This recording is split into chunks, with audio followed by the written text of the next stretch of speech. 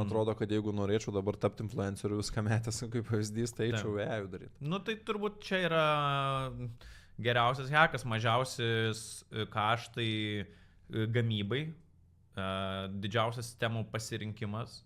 Jo, tai AI video. Tik tai ir kartu reikia suvokti vieną momentėlį tokį, kad yra ir didžiausia konkurencija. Ir tai, kad aš iškeps ir nepriklauso, jeigu neklystu, nelabai gali, nu, ta prasme, tave tampa labai lengva nukopijuoti. Ar ne? Jeigu aš turiu kūrinį kaip individualus, autentiškas žmogus, nu, sunku bus tau kloną mano padaryti identišką ir pradėti kur tą patį. Visi matys, kad tu čia su AI fake rocką gamini, ar ne? Bet jeigu tu pradėsi... Nu, jeigu aš pradedu kanalą, kur gaminu AI turinį apie bet kokią temą ir jisai staiga išvažiuoja viral, konkurencija yra didelė ir kas gresia, kad tiesiog realiai net tą pačią dieną didelė žuvis ir rykliai, visokia kaip Bored Panda ir kiti dideli kanalai, ar ne, nu jie žiūri ir žvejoja, jie žiūri, žiūrėkit, čia maži kanaliukai kūrėsi tam tikroj nišai ir žiūrėk, kokius viral kampus jie parinkinėja. Nu tai gerai, tai mes stebim tą kanalą, stebim, kiek peržiūrų jisai renka, staiga jisai daro 20 video, ar ne tas kanalas mažas padarė, o ten sėdi vienas vyrukas, koks motivuotas, prakaituoja, ieško, researchina, 20 video pagamino, pagaliau 20 išvažiavo, 10 milijonų peržiūrų, 20-100 milijonų peržiūrų, eina savo trina rankom, viskas, tu esi po radaru didelių ryklių, nes jie ten savo trackeriuose pamatė tave, gavo signalą, kad tu gavai daug peržiūrų, tada visi ateina ir tiesiog tą tavo video pasiema, reverse inžinierina labai greitai su savo įrankiais. Ta pačią dieną, jie net filmuoti nereikia, ta prasme, užpromptina viską, pakeiskim tiesiog spalvytės biški, kad neprisikabintų, kad čia visiška kopija, bet realiai darykim tą patį, nes kam rizikuoti, nu ir kažką keisti, jeigu šitas jau važiuoja su tais pačiais keywords panašiai ir paleidžia ne tik savo dideliam kanale, kuris turi labai didelį ryčą, bet paleidžia ir per visus savo distribucijos kanalus, ta prasme. Ir realiai, tai gerai, čia tavo vienas video. Ir tada tu kepsi antrą video kaip mažas kūrėjas.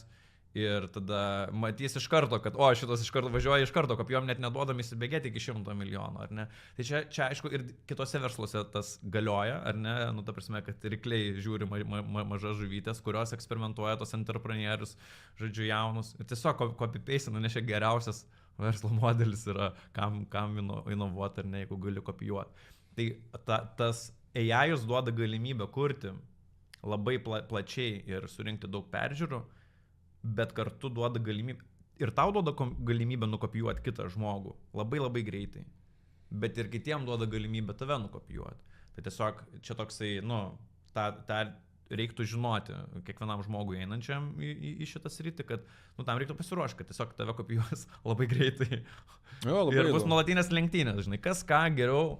Man atrodo, kad čia toks ir yra, žinai, kas ką geriau. Bet čia visur veikia, čia versle veikia, sportė, žinai, žiūri, kodėl jis už tave greičiau bėga ir tada galvoja, žiūrėk, čia nauji bačiukai kažkokie, žinai, ir jis su jais labai greitai lekia, užsideda, žiūri ir tau ten pakyla greitas. Mes paleidę buvom tokį ir dar tebesam yra, kaip įsigyti butą Lietuvoje. Ir čia buvo toks visiškai naujas, tipo apie NT, kaip čia supirkti butą ir kažkas dabar jau žiūriu pažįstamų mano Instagrame išlindo stories ir kaip įsigyti butą Lietuvoje, žinai, kiek čia reikėjo 2 mėnesių, žinai. Tai čia 2 mėnesiai. Tai pas mus ir Pandui irgi būdavo, kad pradžiai mes paleidžiam video, kuris žiūri viral ir kadangi yra su aktoriai, productionas didesnis ir taip toliau, tu nenukopiuosi kitą dieną.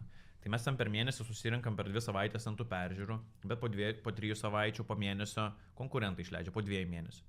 Tada tas laikas mažėjo, jau po 3 savaičių išleidžia, tada jau po 2 savaičių išleidžia, tada jau po savaitės išleidžia tą kopiją. Tiesiog tokia rinka tampa, ar ne, kad vieni kitus greičiau, nes tu nespėjai savo idėjų galvoti, kam galvoti, jeigu kažkas kitas geresnė pagalvoja. Tai čia savaitės mes kalbam, o aš kalbu su AI jau apie tą pačią dieną. Valandas. Ir valandas, jo. Ir kuo tolyn, tuo greitin bus, gal potencialiai ateityje galės būti net minutės. Ta prasme, tu paleidai video ir jį gali nukopijuoti per 5 minutės. Realiai, tik tai releasas išėjo, pasiėmė kompas, visus screenshotus pasiėmė, reverse inžinierino tekstą parašė, paleido per generatorius video, o montažas aiškus, nes jau yra pavyzdys, 1:1 padarė, tiesiog promptas. Padaryk tą patį, tik bet kitaip. Padaryk kitaip, kad negalėtų platformos ir teisininkai prisigabinti, kad mes čia nukopijavom visiškai. Tiesiog toks promptas.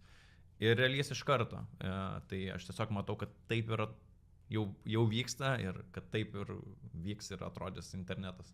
Ačiū, kad peržiūrėt šitą vaizdo įrašą iki pat pabaigos. Mums padės jūsų palaikymas, o tą galite padaryti paspaudę mygtuką patinka ir prenumeruoti. Jeigu norite išklausyti visą pokalbį, jo nuorodą rasite šio video aprašyme.